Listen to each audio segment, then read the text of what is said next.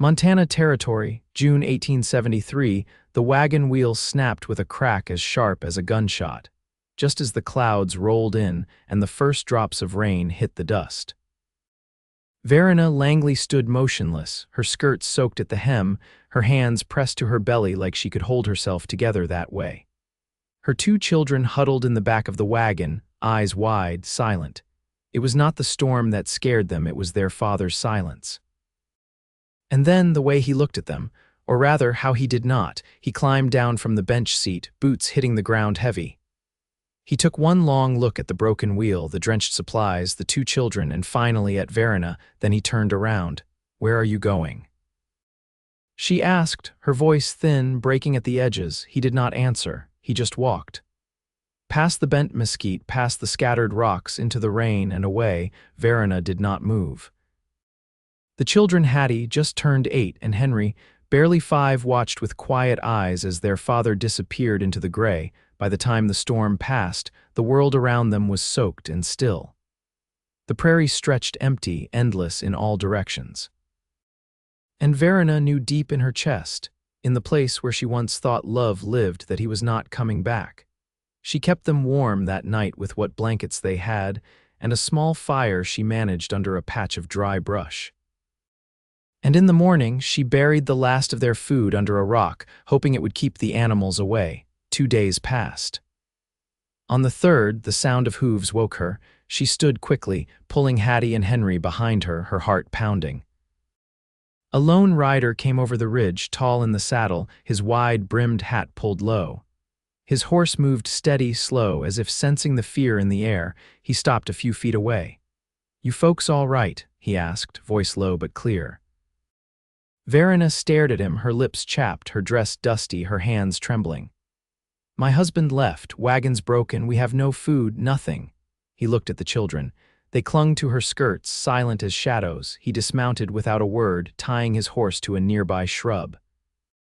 Then he knelt next to the wheel, ran his hands over the splintered wood. "Wheel's done for," he said. "You're not going anywhere with it, not without help." She met his eyes then. They were kind, not soft, not pitying, just steady. "I do not even know your name," she said. He stood up, dusting his hands. "Gareth Poe, I am Verena Langley." He looked to the kids, and them, Hattie, Henry. He gave a small nod, then looked back at her. "If you will have me, I will stay." She blinked, not sure she heard him right. "I can fix this, hunt something proper. Get you to town, but I will not leave you out here like this. You do not even know us." "I do not have to," he said. "I saw enough." She stared at him, unsure what to do with the warmth rising in her chest. Gareth turned to his horse, pulled a small sack from the saddle, then tossed her a wrapped piece of jerky. "It is not much, but it will help."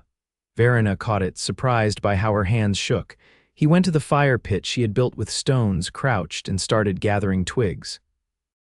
Hattie stepped forward, her voice small.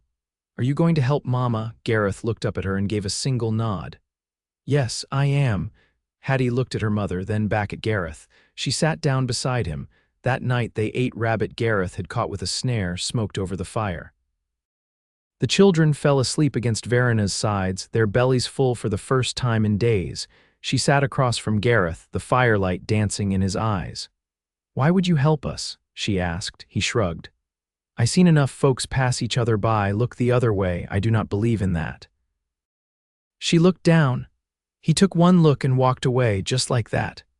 "Then he was a fool," Gareth said. She did not answer, but her eyes burned. The next morning, Gareth was already working on the wagon, inspecting the axle, checking the supplies.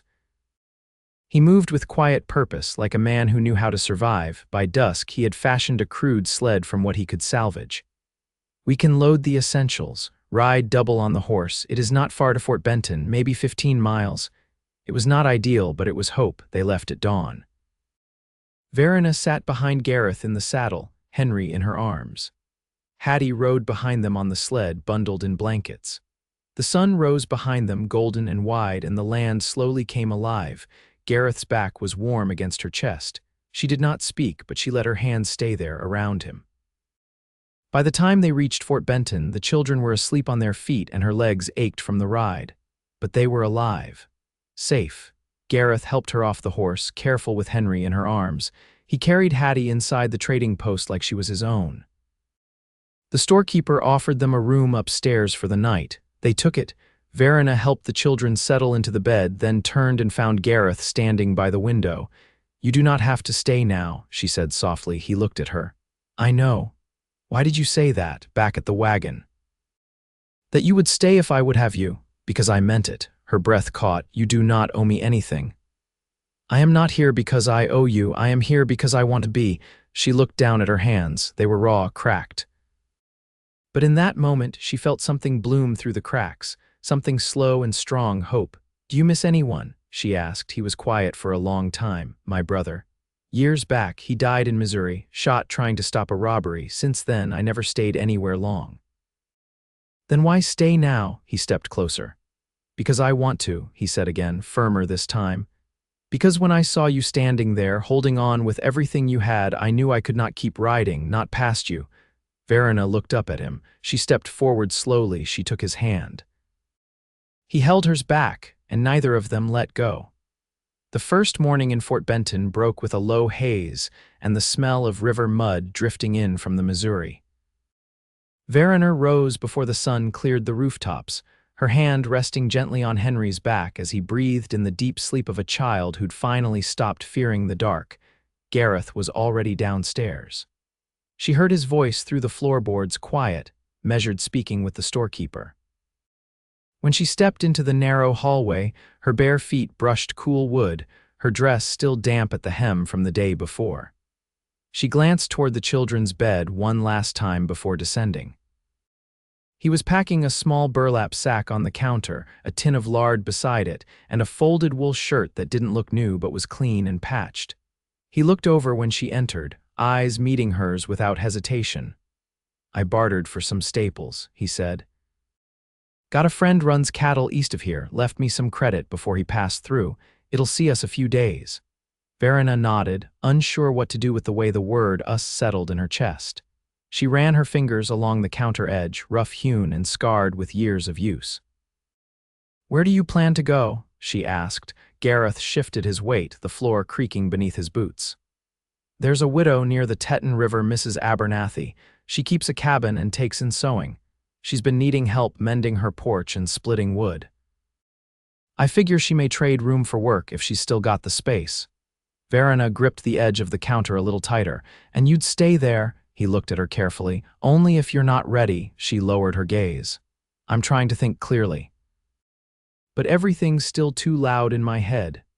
"That's fair." She looked up again. "Would she take in all four of us?" Gareth's mouth turned thoughtful. "She might. Her son left for Helena last spring. She's got emptiness to spare." Verena stepped back from the counter. "I'd want to earn our place." He straightened. "You wouldn't be given it for free. Sewing, cooking, watching after her chickens, there's ways." A bell rang behind them as the door opened, and the wind brought in the scent of pine and horses. A soldier in dusty blue stepped in, his eyes scanning the shelves before landing briefly on them. He nodded, said nothing, and moved on. Verena pulled her shawl tighter around her shoulders. "How far's her place?" "Day's walk. Less with the horse if we double up again." She hesitated. "Hattie's strong, but I don't want her riding the sled anymore. We'll figure something better." They left by midday, the town already warming under a pale sky. The storekeeper offered a rough-cut blanket for the children and 2 apples from a crate he hadn't yet priced. Gareth tipped his hat in thanks but said nothing more. The trail west of Fort Benton forked near a row of stunted pines. Gareth turned them along the less used path, explaining that it'd keep them close to the creeks. Water meant they could stop when needed and the horse wouldn't strain too hard. By late afternoon, the children were dozing in the saddle with Verena, and Gareth walked beside them, leading the mare by the reins. He kept his eyes forward, watching the terrain, though he spoke once, his voice low. "You ever worked land before?" "I grew up near Emporia. Dry summers, my father had sorghum and hens." He nodded. "You'll manage then." She looked down at him, his hat shadowing his face. "And you, where was home?" His hand tightened slightly on the reins. "Southwest Missouri. Our ridge had a creek and 3 families shared the land. I left after my brother died." She didn't ask how. The way he said it didn't leave space. By dusk, the wind shifted. A hawk circled overhead, riding the air. Gareth paused and pointed toward a low rise. Cabins just beyond that ridge. "We'll stop there for tonight." Mrs. Abernathy's cabin sat nestled between cottonwoods, its porch sagging but swept clean. Smoke curled from a stovepipe, and a single lantern hung from the eave. The woman who opened the door was tall, gray-haired, with a spine like iron and a pair of spectacles she didn't bother to clean. She looked Verena up and down, took in the children, then turned to Gareth. "Well," she said, "you finally brought someone useful." Gareth only nodded. "Told you I'd send help." Mrs. Abernathy turned back to Verena. "You so?" "Yes, ma'am. Know how to scald hogs, I do. Children noisy, when they're fed, no." The older woman stepped aside. "Then come in before that wind changes its mind." Inside, the cabin smelled of salt pork and dried herbs. A small cot was already made up near the hearth, and a second room branched off with a narrow bed and quilt folded at the foot. "You'll take the back room," she said to Verena. "Boy can sleep in the cot, girl in the bed with you. Mr. Poe'll take the hayloft." Verena looked toward Gareth as he slipped off his coat. He didn't argue. That night, after the children were asleep and the fire had burned low, Verena stepped outside. Gareth was leaning against the fence rail, the moonlight soft on his brow, a mug of something steaming in his hand. She walked quietly until she stood beside him. "You knew she'd take us," she said, "I hoped. She's not one to waste help."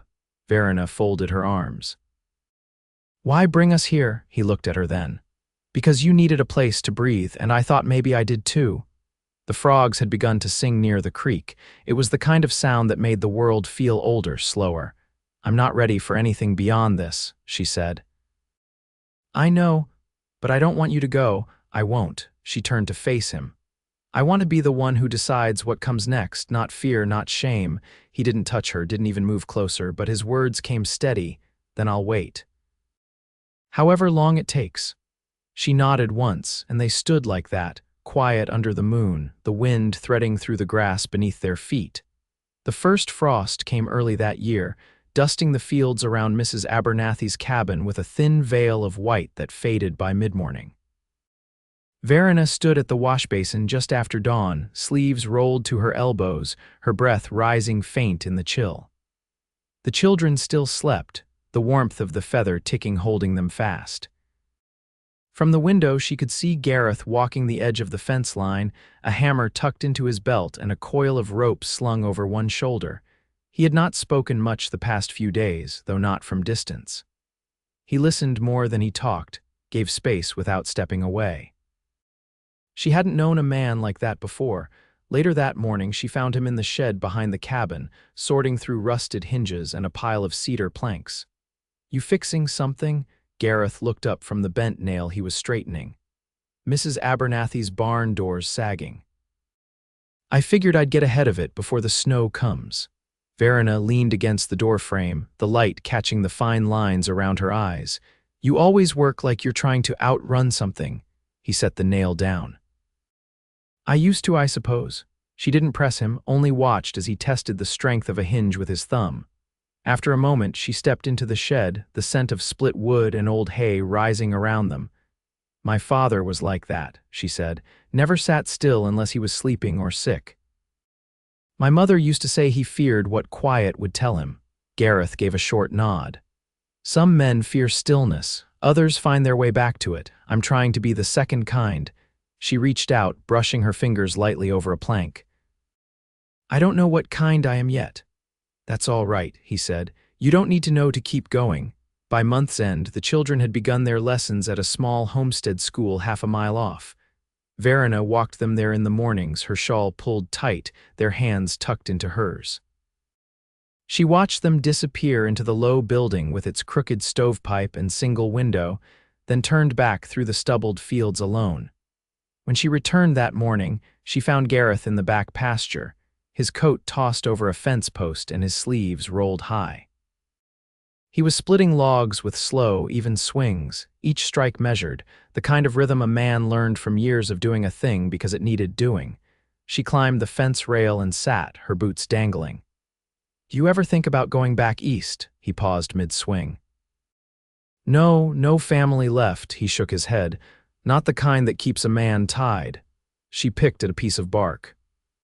Sometimes I wonder if I'd stayed in Kansas, if things might have turned out different. You didn't leave for no reason. I left because I thought he'd change once we were away from his father's land, but all it did was give him farther to run. Gareth set the axe down. You stopped blaming yourself for that yet. I'm trying. He stepped closer, wiping his hands on a rag. You were never the reason he left. That kind of man walks whether the sun's out or not. She looked at him then, eyes steady. And what kind of man are you? The kind who stays. That night, the four of them sat around Mrs. Abernathy's table, candlelight flickering against the walls. Hattie had her head on Verena's shoulder, worn out from her spelling lessons, and Henry was tracing the pattern in the wood grain with one finger. After the children were tucked in, Verena lingered at the hearth, stirring the embers with the poker. Gareth stood near the door, his coat in his hand but not yet on. I could go into town tomorrow, he said. See if the blacksmith's looking for a hand. Might be worth keeping some coin ahead of winter. She set the poker down carefully. You're not thinking of moving on? No, she turned toward him. Then why did you say it like you needed to explain yourself? He hesitated, then stepped forward. Because I wasn't sure if you wanted me to stay for good. The fire snapped, a knot of pitch catching flame. She crossed the room slowly, each step deliberate. I don't know what comes next, but I know I want it to include you. His voice dropped. You sure? She reached for his hand. You're the first thing in a long time that's made me feel safe without shrinking. He held her hand in both of his, thumb brushing the back of her knuckles like he was memorizing the shape of them. I won't leave, he said. Not unless you send me. I won't. They stood there, the fire warming their shadows on the wall, and outside the frost came again, soft and sure, blanketing the ground as quietly as a promise kept. The days shortened with a quiet certainty, and by early December, the wind carried a deeper bite through the cottonwoods.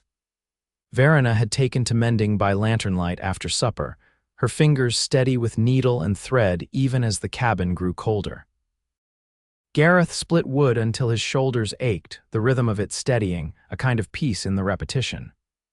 It was not spoken between them, but something had settled a shape to the life they were building, soft-edged but certain. On a Tuesday morning, Mrs. Abernathy handed Verena a folded letter, the wax seal already broken. Came by freight rider, she said, then walked off without waiting. Verena unfolded it with care. The ink was smudged, but the handwriting was unmistakable, her younger sister Clara, writing from Council Grove. She read in silence, her expression unreadable as the fire popped in the hearth. Gareth stepped inside from the woodshed, his coat dusted with snow. Everything all right, Verena looked up slowly. My sister married the miller's son. They've taken in my cousin's child. He lost both parents to fever. She's asking if I'll write back with news, said she wasn't sure I'd still be alive. Gareth set down his gloves. Will you answer her? I think I should. She folded the letter. I don't owe her the truth of everything, though. You don't owe anyone anything you're not ready to give. She nodded, more to herself than to him. She used to say I was too quick to trust, that it would ruin me. His voice was quiet. It didn't. She breathed in through her nose, slow and deep. It changed me, but I'm still here. That evening, Henry helped Gareth stack kindling by the hearth, his small hands clumsy but eager. Hattie sat beside Verena with a slate board across her knees, sounding out words under her breath. The snow came down with more purpose now, covering the pasture in a deepening hush. I've been thinking, Verena said, setting aside her stitching, about the land beyond the ridge. The soil's dark there and it holds water better. Mrs. Abernathy mentioned it once, said it used to be part of a claim that was never filed proper. Gareth looked up. You're thinking of putting down roots.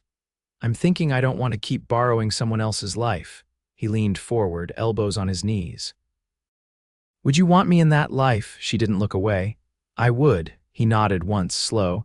I've seen enough places to know when a piece of land means more than just dirt. I'm not afraid of work. The children can help. I can sew, cook, trade. It doesn't have to be much. We could build it together. The silence that followed wasn't empty. It was a shape forming a future, not spoken of in hope but in plans. By week's end, Gareth rode into town with a list of supplies and a question for the land office clerk. When he returned, he dismounted slowly, the saddle creaking beneath him.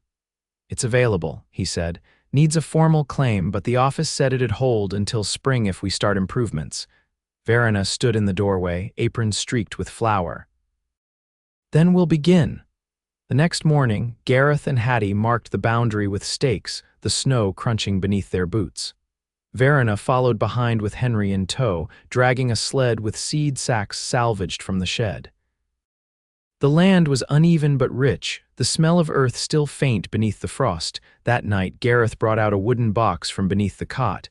Inside lay a folded map, a compass, and a small pouch of coins. "My brother gave me the map," he said.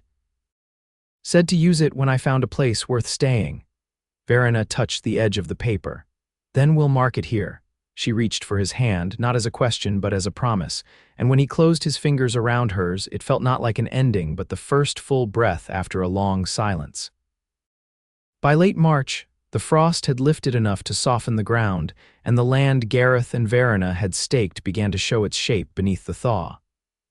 The creek that bordered the western edge ran clearer now, fed by snowmelt from the distant ridges. Verena stood at the edge of the new clearing, her boots sunk shallow in the mud, a bundle of dry stalks under her arm, her brow shaded beneath the brim of a hat Mrs. Abernathy had passed down without ceremony. "You planting potatoes?" Gareth asked, stepping up from behind, the sky pale behind him. "Parsnips for now," Verena replied, setting the bundle down. "They take root better early. Potatoes will have to wait till the last frost's good and gone." Gareth crouched to feel the earth with his palm. "It'll hold what we give it." Verena knelt beside him, pressing her hands into the soil. "It's the first patch of ground I've touched that feels like it wants to be kept." Gareth glanced at her, his voice low. "It does." They worked side by side until the wind shifted, bringing the scent of wood smoke from the cabin. Inside, Hattie had taken to helping Mrs. Abernathy with the baking. Henry had fallen asleep curled beside the hearth, a worn cloth horse clutched in his arms. The boy hardly let it leave his side now, a gift Gareth had carved from scrap pine with the initials HL burned into the belly.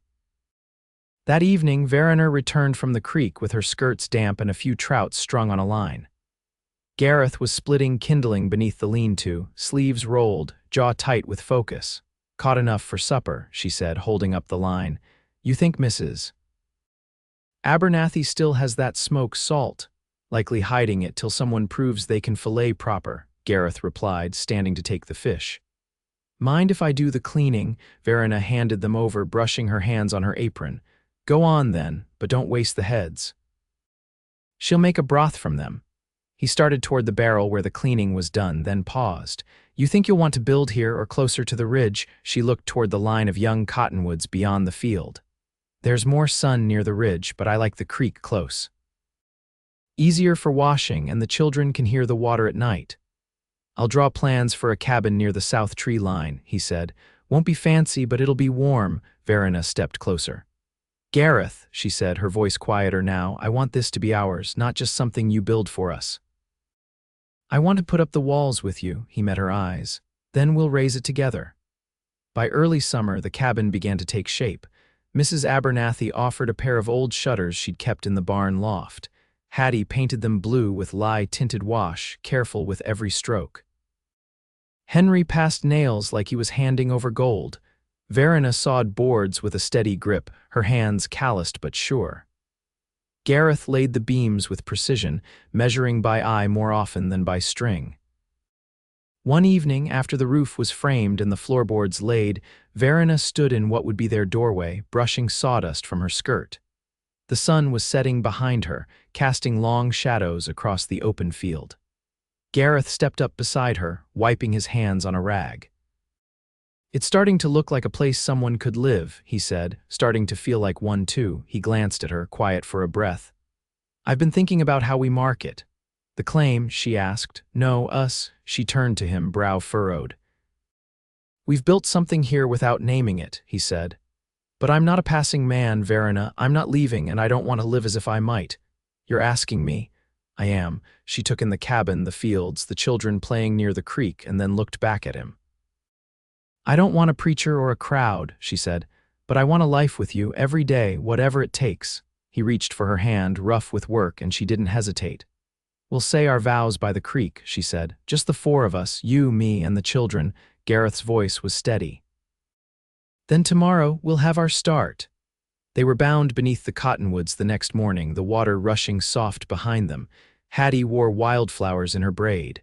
Henry held the ring, carved from shed antler and sanded smooth. Gareth looked at Verena like he had never known anything steadier. She spoke her promise without falter, her voice sure, her eyes dry with strength. And when he placed the ring on her finger, it was not a beginning but a continuation of something already deeply rooted. By the time the first snow came again, the cabin was finished. Smoke curled from its chimney, a garden bed lay fallow at its side, and a chicken coop stood behind the shed. The children slept beneath a thick patchwork quilt, and Gareth and Verena shared the same bed, their hands always finding each other in the dark. They built a life not from grand gestures, but from the quiet repetition of care meals cooked, fences mended, shoulders leaned into when the days were long. Gareth never raised his voice. Verena never stopped reaching for more than survival. The love between them was lived, not spoken, and it deepened with each season that passed. Years later, when neighbors rode past with their wagons and asked about the folks who lived near the creek, they said only, "That's the Poe place. Built it together and haven't left since." And inside that cabin, beside the fire or under the stars, Verena and Gareth remained whole, steadfast, and deeply, quietly in love.